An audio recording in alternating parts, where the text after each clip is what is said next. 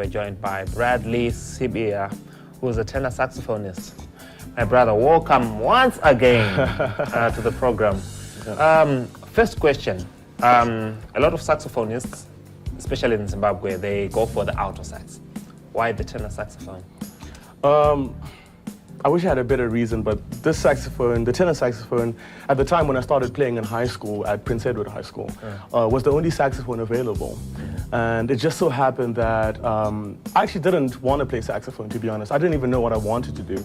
I just heard the band playing, the jazz band playing. I heard them playing the Power Rangers theme song. Really? Oh, man. At one of those school assemblies, and man, I just thought I want to be part of this. You know, at that point I had nothing else. Part of the sports weren't for me, the other cultures just weren't for me. So I just told myself I'm going to join the band.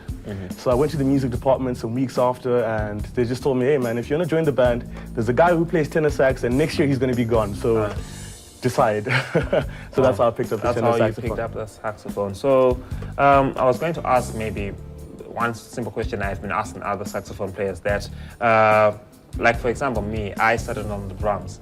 Did you start on the saxophone or is another instrument? I actually started on the saxophone entirely. The saxophone was actually my entry into the music world. I remember feeling like I was tone deaf when I started because I was 17 when I started playing, and my only foot in music was the school choir. And you know, choir, you just go there and mess around and just fill spots.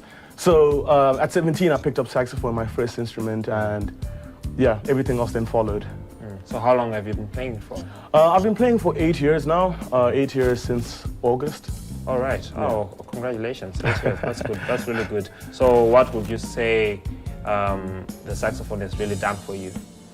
You know, that's, I could spend the entire hour just talking about, just answering that question, because when I picked up the instrument, I was one of those kids who had a hard time, you know, having drive and purpose in high school. My grades were dismal, and it took the saxophone to really show me the real nature of the world. You know, when you're in high school, there's a system that when you're in the classes are divided. At PE, it's A1, A2, and then B1 until I was in the 5th class, that was B3. And you know, just by nature, you're almost, the world is telling you that you are dumb. You know, academically give it up, you know, and you think that you feel as though people are born smart, people are born talented, and hard work is just the icing on top, but you know, it's more intrinsic.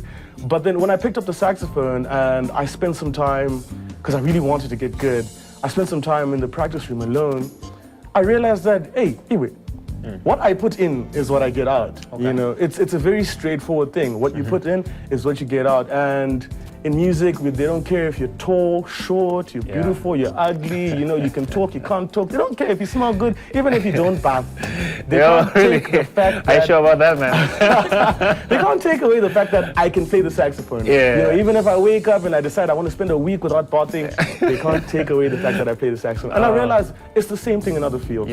If I spend time studying, if I spend time working out those math equations, if I put in the work and anywhere else, they can't take it away from me. Of course, other places are debatable. You have to be likable and so, but for the most part, academically, you know, they can't take it away from you. So that was a very vital lesson, and it helped my academics. Soon after that, I got an academic scholarship to study in South Africa at an international school. Oh, man. And it just changed the way I look at life, the way I work, you know, everything.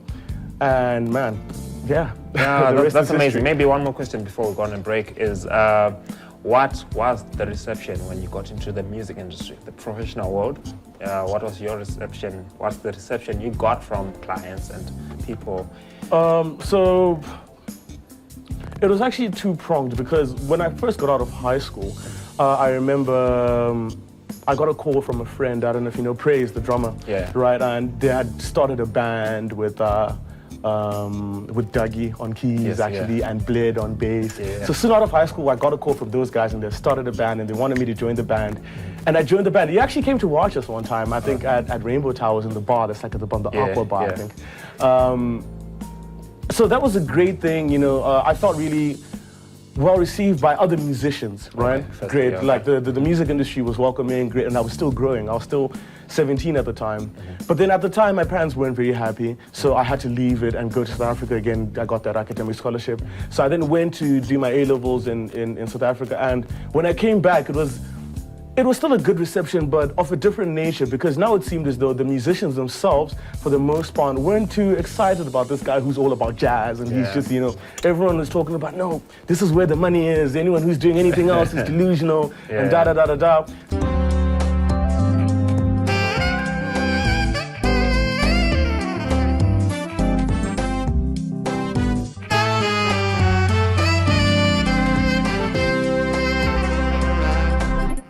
Konapo, Ipapo pa ZTN Prime, DSTV channel 294, the place to be.